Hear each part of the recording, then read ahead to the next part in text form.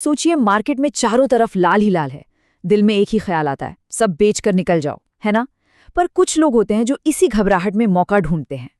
तो आज हम बात करेंगे इसी फियर इंडेक्स के बारे में और ये समझने की कोशिश करेंगे कि ये डर असल में एक मौका कैसे बन सकता है।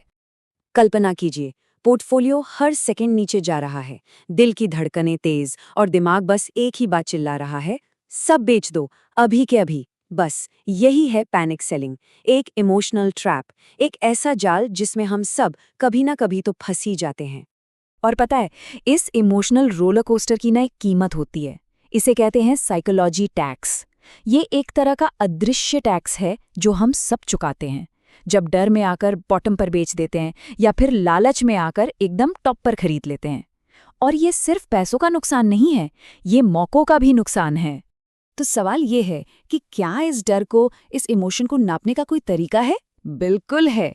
देखिए, प्रोफेशनल लोग भावनाओं पर ट्रेड नहीं करते, वो एक खास टूल का इस्तेमाल करते हैं। समझिए कि ये बाजार की नब्ज पकड़ने जैसा है। तो आखिर ये जादुई टूल है क्या?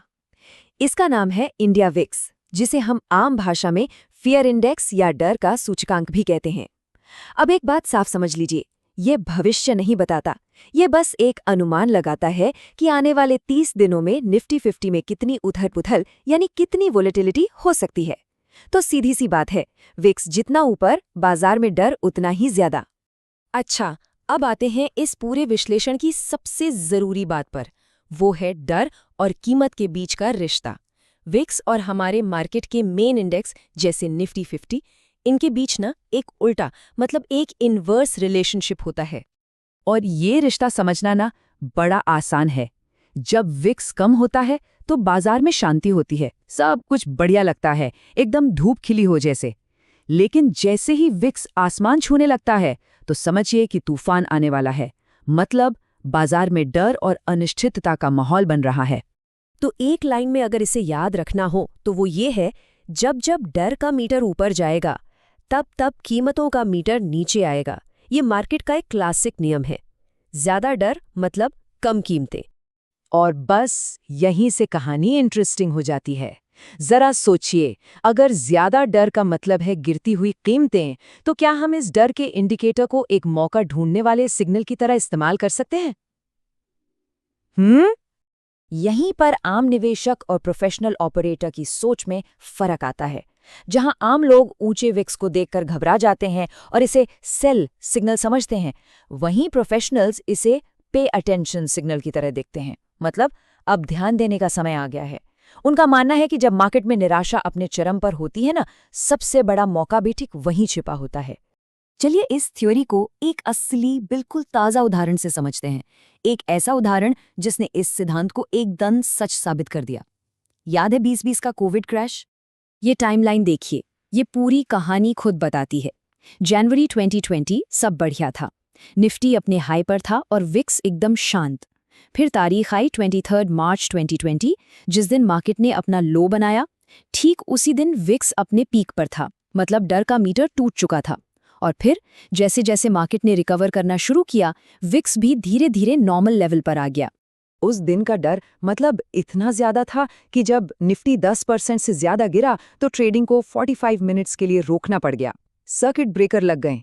ये ठीक वैसा ही है जैसे कोई मशीन बहुत ज्यादा गर्म हो जाए तो उसे थोड़ी देर के लिए बंद कर देते हैं ताकि पैनिक थोड़ा कम हो। ये इस बात का जीता जागता सबूत था कि VIX का पीक पर होना क्या मायने रखता है। ठीक है, तो अब कुछ जरूरी चेतावनियों की बात कर लेते हैं।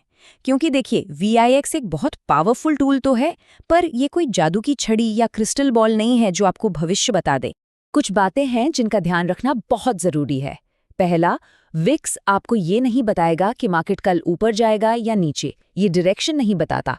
दूसरा, कई बार ऐसा भी होता है कि विक्स बहुत लंबे समय तक हाई बना रहता है, तो सिर्फ और सिर्फ विक्स को देखकर कोई भी फैसला लेना एक बहुत बड़ी गलती हो सकती है। तो फिर स्मार्ट अप्रोच क्या है?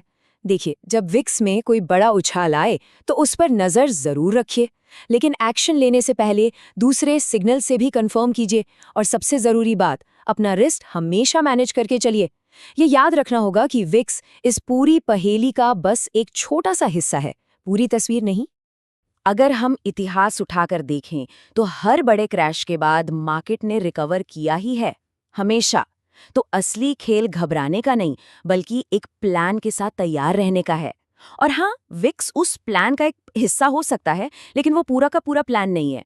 तो आखिर में हम उसी सवाल पर वापस आते हैं कि ये जो फियर इंडेक्स है, ये सच में डर का इंडेक्स है या फिर ये एक अपॉर्चुनिटी इंडेक्स है उन लोगों के लिए जो इमोशंस के इस तूफान में भी अपना दिमाग ठंडा रख सकते हैं।